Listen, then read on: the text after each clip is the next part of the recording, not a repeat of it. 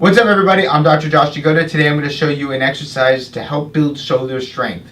We call this the sword and hammer. So what we're going to do is we're going to start with our arm grabbing one band, okay? We're going to let the other side drop down. So the shoulder, or the side that you want to rehab, is the side that you're going to hold the band with. The other side is going to step right on top of that band here. And so what you're going to notice is, obviously, I have my right leg and my left shoulder, okay?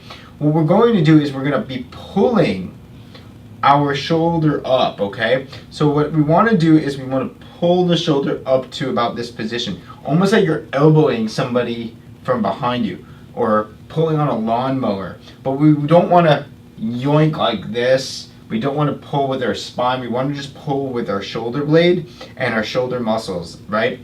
So what we're going to do is we're not going to pull up this way because this is an impingement. We want to pull back, okay? That's a big mistake a lot of people do. They do this. Now that's a complex movement, but what we're going to do is we're going to rotate backwards and then rotate up, okay? So a lot of people will also notice that sometimes they have pain. So if you do not go shoulder or elbow over shoulder, not like this. Keep it at or below if you need to, and then progress from there, okay? So you'll have your thumb pointing down. We're going to row backwards like you're elbowing somebody in the back, and then from this position you're going to rotate. You're going to externally rotate. Now if you notice here, my palm is facing this way, facing this wall. Eventually what we want to do is get to this position and then rotate the thumb going backwards, just like this. So this is called the sword, almost like a samurai sword, like somebody pulling a samurai sword up, and then a hammer, as if we're kind of hammering down, right? So we call this the sword and hammer. So sword, and what you want to do is control the hammer coming back down, or putting away the sword. Pull the sword out, come back up. A lot of people will notice they'll extend a lot of it in the pelvis and everything like that. So what I like to do is I like to lock my pelvis in by getting an athletic stance in. I'll hip hinge a little bit, I'll tighten my core, and then I'll pull back and externally rotate.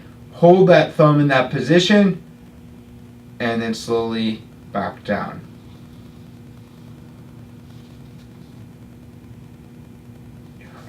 Just like that.